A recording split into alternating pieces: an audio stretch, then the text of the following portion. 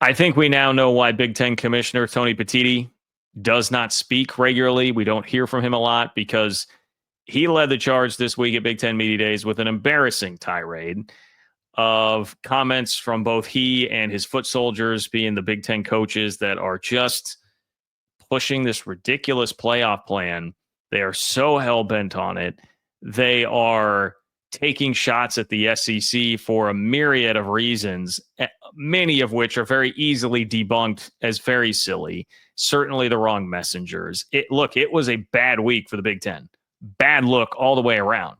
But it's a dangerous week for everybody else that loves college sports, loves college football, does not want to see things ruined.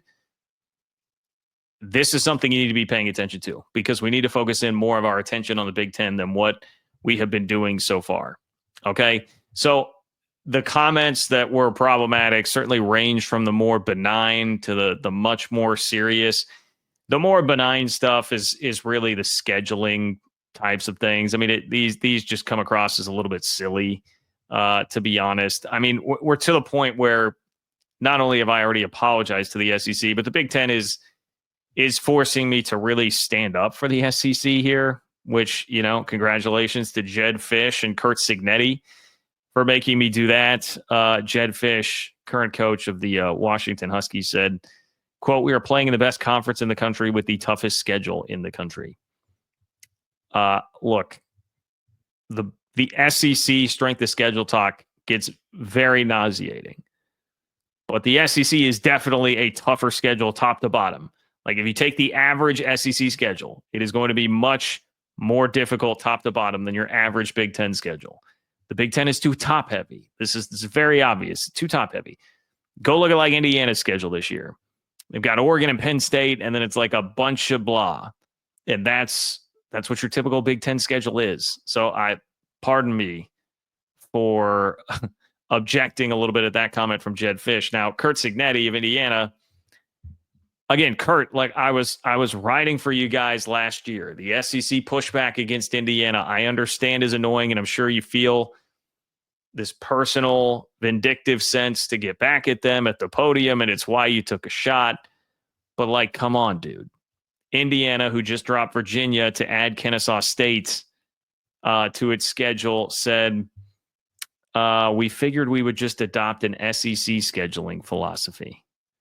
They have no Power 4 non-conference opponents through 2029. For the next 4 years, Indiana does not have a single Power 4 non-conference team on its schedule, and Indiana's Curt Cignetti is going to go up there and take shots at the SEC and joke at the SEC. Now, yes, the SEC does play the Kennesaw States of the world, the Nicholls States of the world in Week 11 every single year.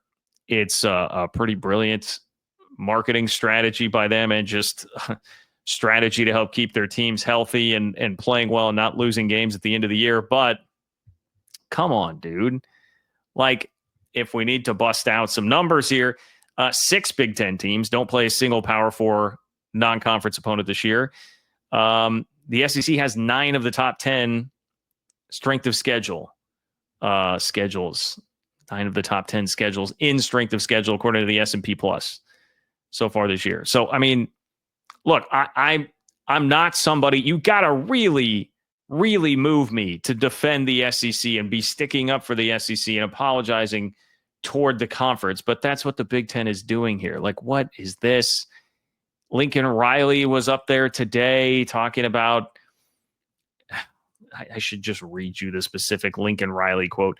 He's basically saying, hey, we're not playing Notre Dame. We're ruining one of college football's great rivalries because there are consequences to losing games.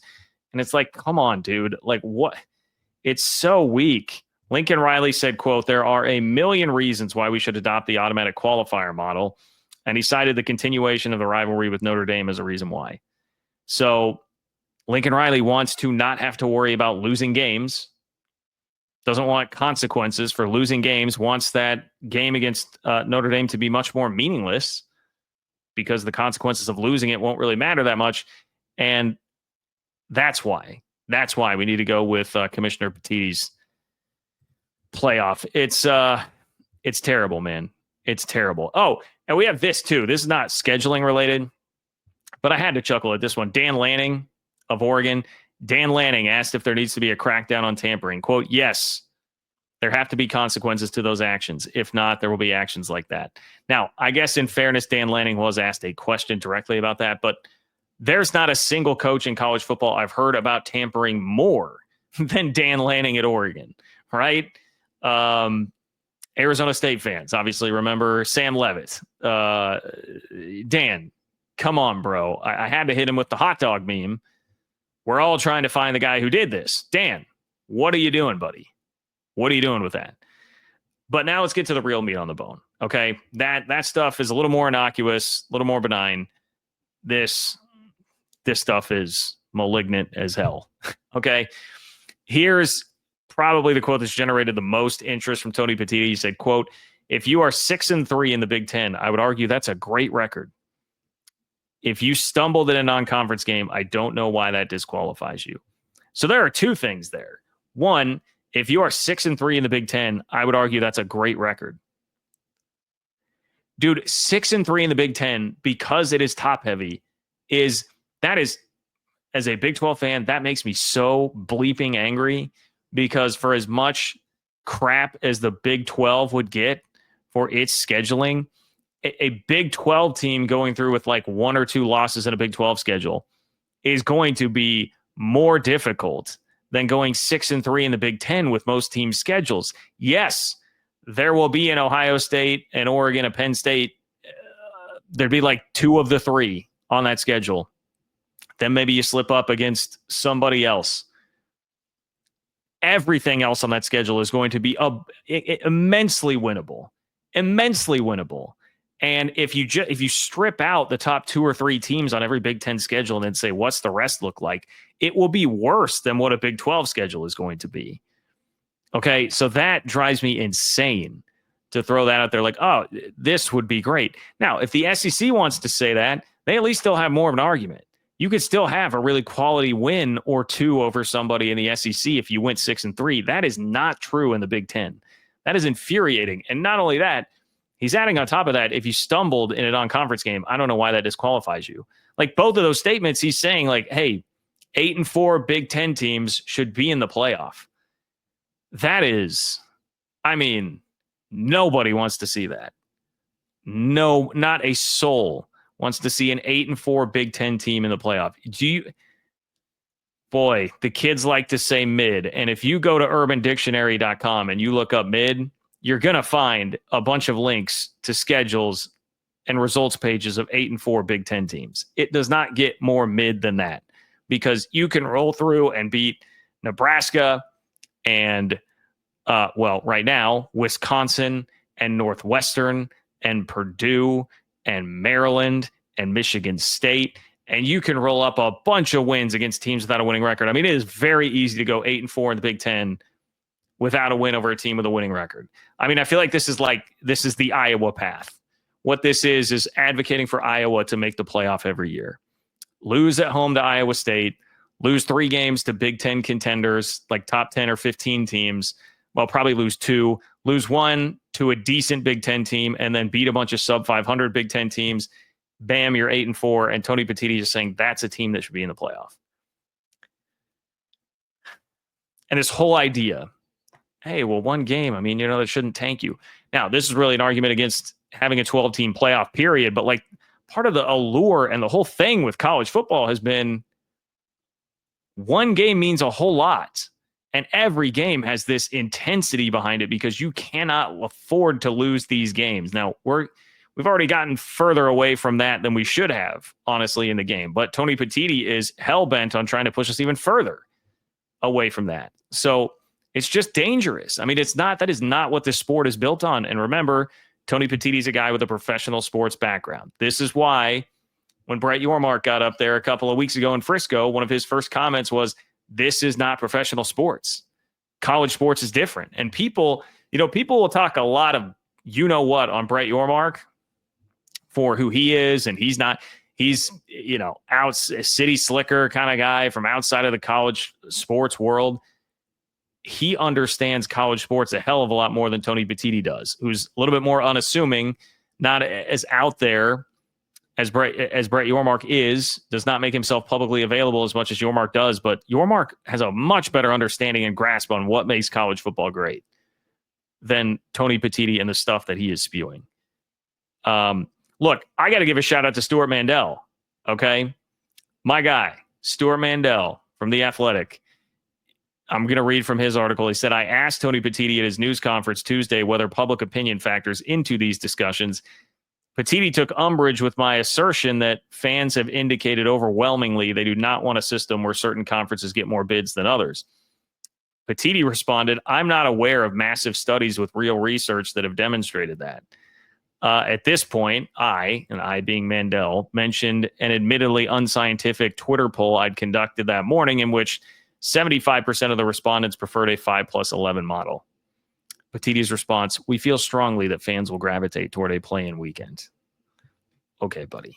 Love that, man. Confront him with the evidence. Confront him with the evidence right there. Throw it right back at him. That's great, man. It's great. Now, Petitti's got his foot soldiers all brainwashed. I mean, all brainwashed. You can find any number of quotes from all these dudes this week. Quote, I am in 100% agreement with what Tony is saying. Wisconsin head coach Luke Fickell. 0 points for creativity there from Fickell. I'm in 100% agreement with what Tony is saying. Great. It's imperative we need 4 automatic bids, a 9-game schedule in the Big Ten Conference. Jed Fish said we can't leave it up to chance with a 5-11 combo. Quote, if there are 7, 8, 9, 10 Big Ten teams alive in November that can have a chance to be in the playoffs, that's going to do a world of good for our college football team, Illinois coach Brett Bielema said. All right, these guys, they're following marching orders, man.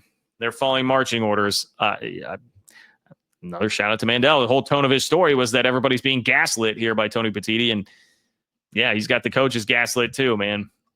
He's got them all there.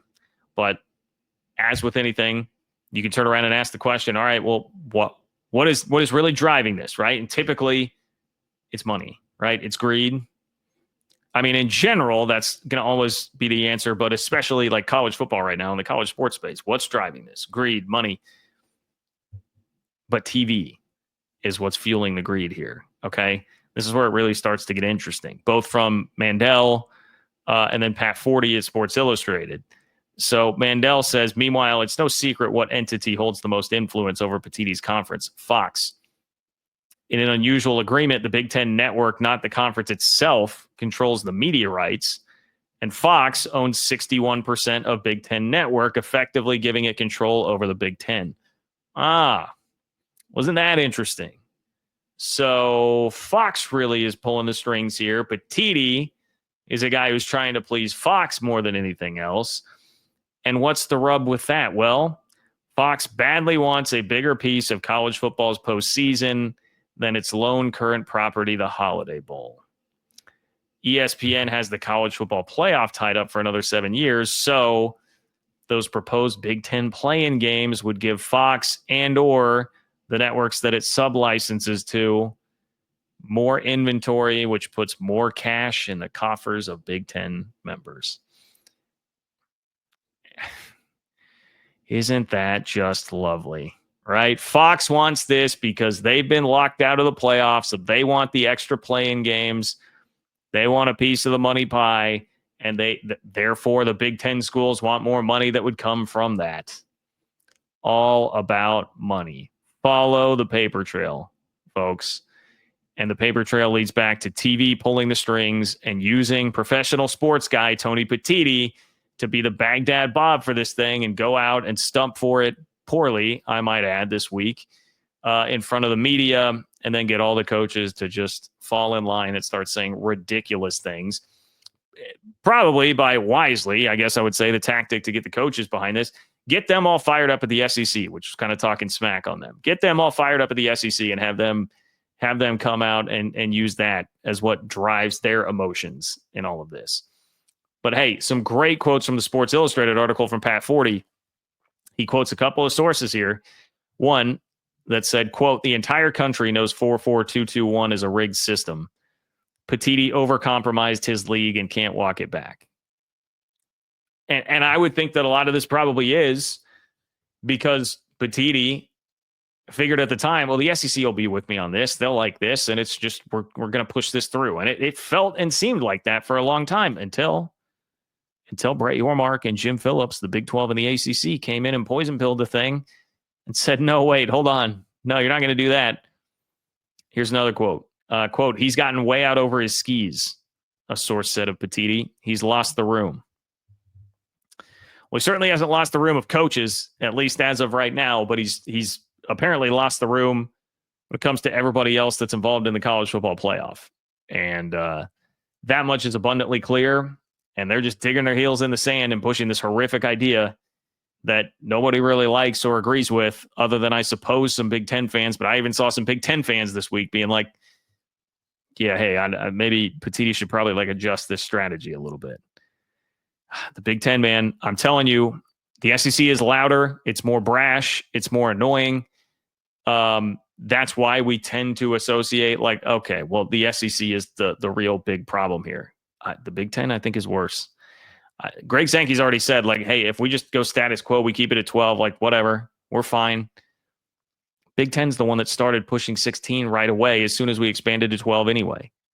Big Ten has Fox pulling the puppet strings, using a guy who doesn't even understand college sports as the one to try and execute everything as a commissioner. A guy who, by the way, it was pointed out to me, Brett McMurphy had quoted a source when Petitti was hired. Someone compared him to George Kliavkov, and it was not meant as a compliment, was Brett McMurphy's words. I'm just laying that out there, guys. This seems very Kliavkov-esque. Very Kliavkov-esque, what we're hearing out of Tony Petitti. Now, he's got a better hand to play because of his he was born on third base, whereas Kliavkov was not. But, man, I can see why the comp is there. And who was before Tony Petitti in the Big Ten? Oh, that was Kevin Warren, who also had a bunch of really harmful ideas that he was trying to push as a guy without a real college sports background. The Big Ten is the most destructive force when we're talking about conferences in college football. The Big Ten is absolutely the more destructive force of the two between the SEC and the Big Ten. Okay? That much has been made abundantly clear this week. And my opinion on Tony Petitti has absolutely changed. I can see why he just shut the hell up for a long time, because he did not make himself look very good this week.